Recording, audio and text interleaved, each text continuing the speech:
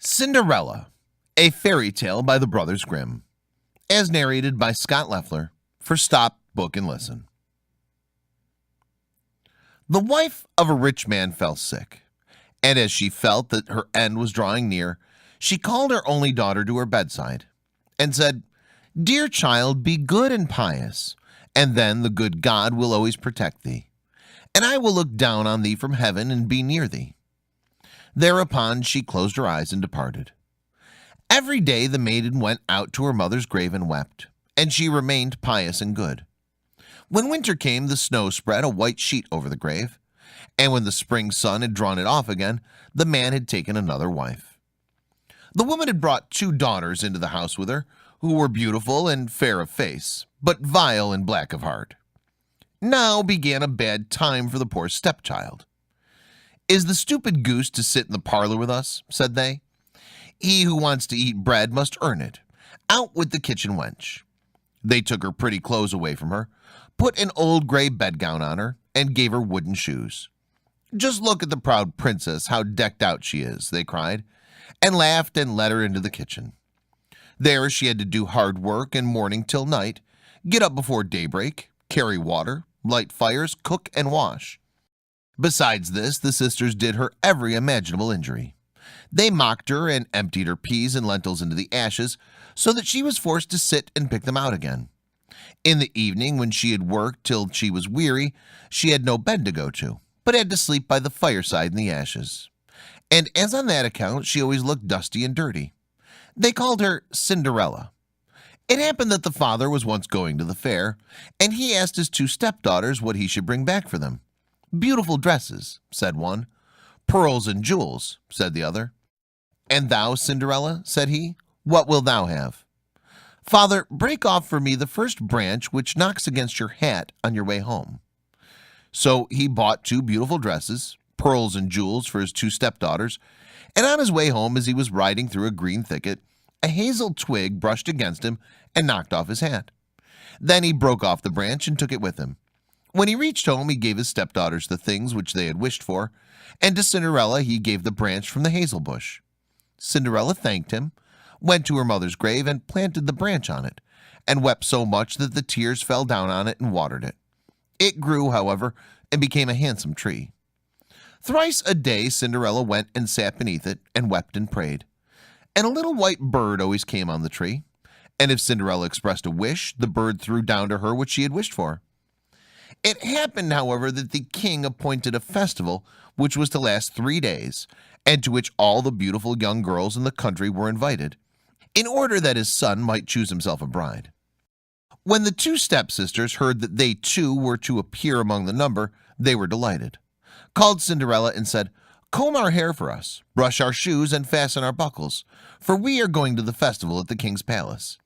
Cinderella obeyed, but wept, because she too would have liked to go with them to the dance, and begged her stepmother to allow her to do so. "Thou go, Cinderella," she said. "Thou art dusty and dirty, and wouldst go to the festival? Thou hast no clothes and shoes, and yet thou wouldst dance?" As, however, Cinderella went on asking, the stepmother at last said, "I have emptied a dish of lentils into the ashes for thee. If thou hast picked them out again in 2 hours, thou shalt go with us." The maiden went through the back door into the garden and called, "You tame pigeons, you turtle doves, and all you birds beneath the sky, come and help me to pick the good into the pot, the bad into the crop." Then the 2 white pigeons came in by the kitchen window, and afterwards the turtle doves, and at last all the birds beneath the sky came whirring and crowding in and alighted amongst the ashes. And the pigeons nodded with their heads and began to pick, pick, pick, pick. And the rest began also pick, pick, pick, pick, and gathered all the good grains into the dish. Hardly had 1 hour passed before they had finished, and all flew out again. Then the girl took the dish to her stepmother and was glad, and believed that now she would be allowed to go with them to the festival. But the stepmother said, "No, Cinderella, thou hast no clothes, and thou canst not dance. Thou wouldst only be laughed at." And as Cinderella wept at this, her stepmother said, "If thou canst pick 2 dishes of lentils out of the ashes for me in 1 hour, thou shalt go with us."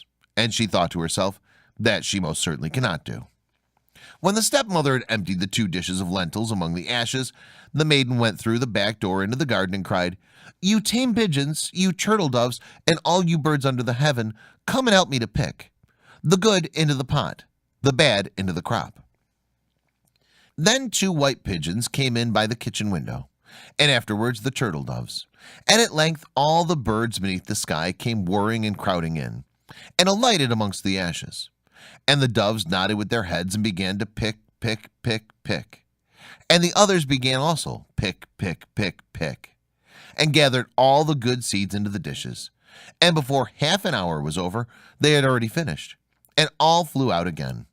Then the maiden carried the dishes to her stepmother and was delighted, and believed that she might now go with them to the festival. But the stepmother said, "All this will not help thee. Thou goest not with us, for thou hast no clothes, and canst not dance. We should be ashamed of thee." On this she turned her back on Cinderella, and hurried away with her 2 proud daughters. And no one was now at home. Cinderella went to her mother's grave beneath the hazel tree, and cried, "Shiver and quiver, little tree, silver and gold throw down over me." Then the bird threw a gold and silver dress down to her, and slippers embroidered with silk and silver. She put on the dress with all speed, and went to the festival. Her stepsisters and the stepmother, however, did not know her, and thought she must be a foreign princess, for she looked so beautiful in the golden dress.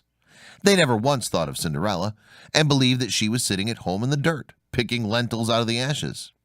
The prince went to meet her, took her by the hand, and danced with her. He would dance with no other maiden, and never let loose of her hand, and if anyone else came to invite her, he said, "This is my partner."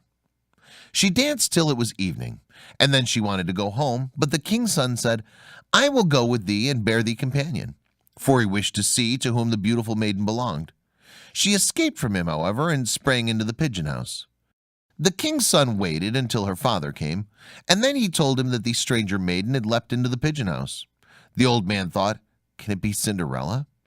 And they had to bring him an axe and a pickaxe, so that he might hew the pigeon house to pieces. But no one was inside it. And when they got home, Cinderella lay in her dirty clothes among the ashes, and a dim little oil lamp was burning on the mantelpiece. For Cinderella had jumped quickly down from the back of the pigeon house, and had run to the little hazel tree. And there she had taken off her beautiful clothes, and laid them down on the grave. And the bird had taken them away again. And then she had placed herself in the kitchen amongst the ashes in her gray gown.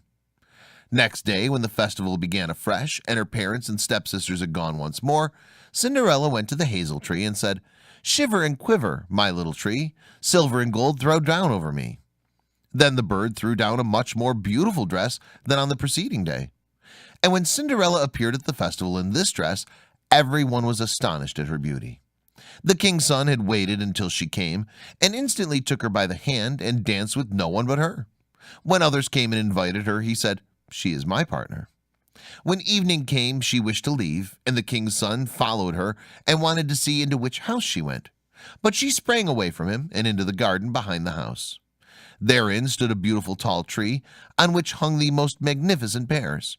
She clambered so nimbly between the branches like a squirrel that the king's son did not know where she was gone. He waited until her father came and said to him, "The stranger maiden has escaped from me, and I believe she has climbed up the pear tree." The father thought, "Can it be Cinderella?" and had an axe brought and cut the tree down, but no one was on it. And when they got into the kitchen, Cinderella lay there among the ashes, as usual, for she had jumped down on the other side of the tree, had taken the beautiful dress to the bird on the little hazel tree, and put on her gray gown.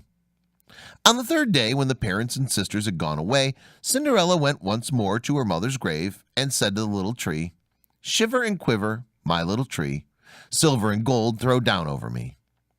And now the bird threw down to her a dress which was more splendid and magnificent than any she had yet had, and the slippers were golden. And when she went to the festival in the dress, no one knew how to speak for astonishment. The king's son danced with her only, and if anyone invited her to dance, he said, "She is my partner." When evening came, Cinderella wished to leave, and the king's son was anxious to go with her, but she escaped from him so quickly that he could not follow her. The king's son had, however, used a stratagem, and had caused the whole staircase to be smeared with pitch. And there, when she ran down, had the maiden's left slipper remained sticking.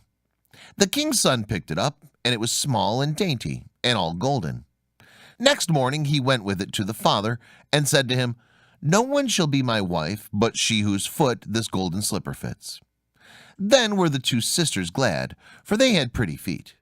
The eldest went with the shoe into her room and wanted to try it on, and her mother stood by, but she could not get her big toe into it, and the shoe was too small for her. Then her mother gave her a knife and said, "Cut the toe off. When thou art queen, thou wilt have no more need to go on foot." The maiden cut the toe off, forced the foot into the shoe, swallowed the pain, and went out to the king's son. Then he took her on his horse as his bride and rode away with her. They were, however, obliged to pass the grave, and there on the hazel tree sat the pigeons and cried, turn and peep, there's blood within the shoe. The shoe it is too small for her, the true bride waits for you." Then he looked at her foot and saw how the blood was streaming from it. He turned his horse round and took the false bride home again, and said she was not the true one, but that the other sister was to put the shoe on. Then this one went into her chamber and got her toes safely into the shoe, but her heel was too large. So her mother gave her a knife and said, "Cut a bit off thy heel. When thou art queen, thou wilt have no more need to go on foot." The maiden cut a bit off her heel and forced her foot into the shoe, swallowed the pain, and went out to the king's son. He took her on his horse as his bride and rode away with her. But when they passed by the hazel tree, two pigeons sat on it and cried, turn and peep, there's blood within the shoe. The shoe it is too small for her, the true bride waits for you." He looked down at her foot and saw how the blood was running out of her shoe, and how it had stained her white stocking. Then he turned his horse and took the false bride home again. "This also is not the right one," he said. "Have you no other daughter?" "No," said the man. "There is still a little stunted kitchen wench which my late wife left behind her, but she cannot possibly be the bride."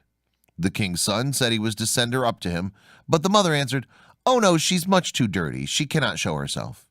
He absolutely insisted on it, and Cinderella had to be called. She first washed her hands and face clean, and then went and bowed down before the king's son, who gave her the golden shoe. Then she seated herself on a stool, drew her foot out of the heavy wooden shoe, and put it into the slipper, which fitted like a glove.